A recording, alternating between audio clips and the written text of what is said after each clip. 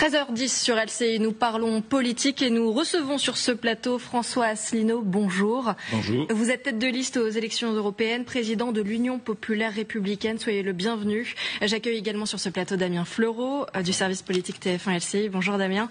François Asselineau, d'abord, votre regard sur l'actualité dramatique qui a lieu en ce moment en Nouvelle-Calédonie. Le bilan s'alourdit ce midi et s'élève maintenant à 6 morts depuis le début des émeutes lundi. Quelle sortie de crise est possible selon vous ? Moi, je conseillerais au gouvernement de tout faire pour retirer le projet de loi actuellement. C'est un sujet que je connais bien, la Nouvelle-Calédonie. J'y étais allé quand j'étais jeune inspecteur des finances pendant 3 mois, à la demande de Michel Rocard, pour faire le point sur la question des terres. En fait, il y a 2 légitimités qui s'opposent. La légitimité kanak ancestrale, notamment, mais pas seulement, sur la propriété des terres, et la légitimité des nouveaux venus, qui parfois sont là depuis plusieurs générations, 4 ou 5 ou 6 générations, depuis la prise de pouvoir par la France en 1853. Et c'est vraiment l'illustration, vous savez, d'un proverbe chinois de Confucius qui dit « il faut diriger un grand pays comme on fait frire un petit poisson ». C'est-à-dire qu'il faut être très prudent, spécialement prudent avec c'est pratiquement un tonneau de nitroglycérine. Retirer ce texte qui a été voté par les parlementaires, n'est-ce pas donner raison aux indépendantistes? Non, parce vous êtes contre l'indépendance de la Nouvelle-Calédonie. Moi, je suis contre l'indépendance, mais je respecte beaucoup les 2 partis parce que chacun a une vision du monde qui est contradictoire, mais qui se justifie de part et d'autre. Et c'est vraiment, encore une fois, un sujet qu'il faut traiter avec beaucoup de prudence et à l'évidence. Le gouvernement est complètement inexpérimenté. Monsieur Attal a dû dire, je ne sais pas, il faut y aller, etc. Sur le fond des choses, il est vrai que le collège électoral est vitrifié depuis 25 ans. Et donc il y a notamment des blancs, il faut dire les mots tels qu'ils sont, qui sont venus de métropole, qui depuis 25 ans n'ont pas le droit de vote. C'est assez scandaleux quand on voit, alors que l'inverse, lorsque des Kanaks viennent, nos compatriotes Kanaks viennent en France, ils ont évidemment le droit de vote. Donc sur le fond des choses, c'est choquant. Mais c'est un sujet très politique, extrêmement sensible, et il fallait commencer par le commencement, dans le monde océanien, c'est-à-dire par le palabre, par discuter. J'ai l'impression que M. Macron est en train d'essayer de corriger les bêtises faites par M. Attal, et de se dire qu'il aurait peut-être fallu commencer par discuter, y aller petit à petit. C'est la méthode qui a été mal choisie aussi, la fermeté d'Emmanuel Macron, et aussi peut-être le manque d'anticipation. Oui, et puis quand je vois M. Bardella qui dit que c'est scandaleux, alors que les députés du RN, les 70 députés du RN ont voté pour le projet de loi, ça montre qu'en fait nous sommes dirigés de part et d'autre par des gens beaucoup trop jeunes et inexpérimentés. François Asselineau, on l'a dit en introduction de cette interview, vous êtes tête de liste pour les élections européennes. 37 listes ont été enregistrées par le ministère de l'Intérieur officiellement pour ce scrutin du 9 juin prochain. 37, n'est-ce pas beaucoup trop pour Oui, ça augmente d'année en année. D'ailleurs, en 2019, il y avait eu 34 listes. Nous avions fait une liste qui avait dépassé les 1,2%. Et ça aurait été en Allemagne, je serais eurodéputé depuis 5 ans. Parce qu'on rappelle qu'il faut faire 5% en France, mais pour avoir le droit d'envoyer un parlementaire siéger à Bruxelles ou à Strasbourg. 6 listes avaient obtenu ce score supérieur à 5% en 2019. C'est exactement ça. Donc plus il y aura de listes et plus le risque qu'il y ait des listes qui sont en dessous de 5% augmente. On s'était pourvu devant le Conseil constitutionnel d'ailleurs en demandant bien que les listes puissent avoir des députés à partir de 1%, comme c'est le cas en Allemagne.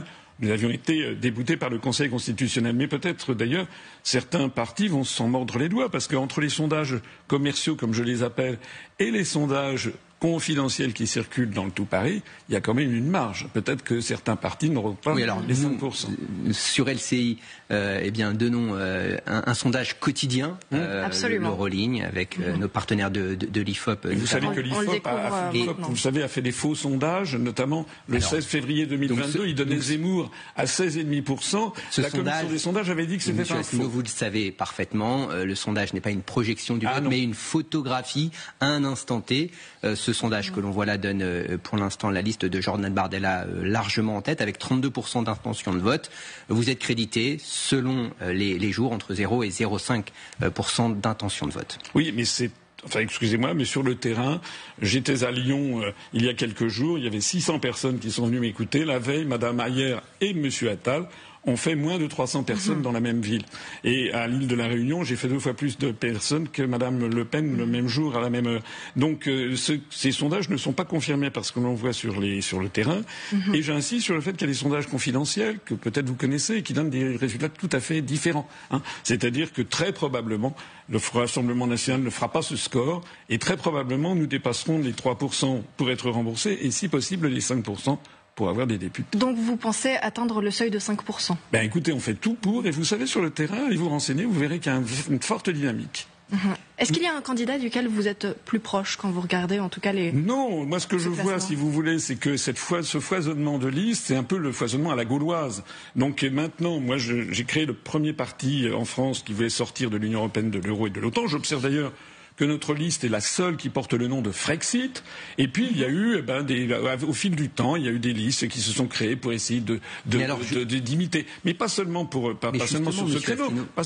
Pas seulement sur ce créneau. Vous avez également pour les écologistes, vous avez qu'à 5 listes. Pour là, j'ai découvert qu'il y avait des listes qui se créent. Est-ce que toutes ces listes auront d'ailleurs les moyens financiers de fabriquer les bulletins de vote? Vous savez que c'est ça le défi. Mais qu'est-ce qui vous différencie, Monsieur Asselineau, avec d'autres listes officiellement enregistrées, comme je le disais tout à l'heure, par exemple la liste Nous le Peuple qui veut empêcher, je cite, l'asservissement de la démocratie française, avec la liste de Florian Philippot que vous connaissez bien, qui s'est intitulée L'Europe, ça suffit, une liste de Charles O'Haraud, non à l'Union européenne et non à l'OTAN, Forteresse Europe, etc.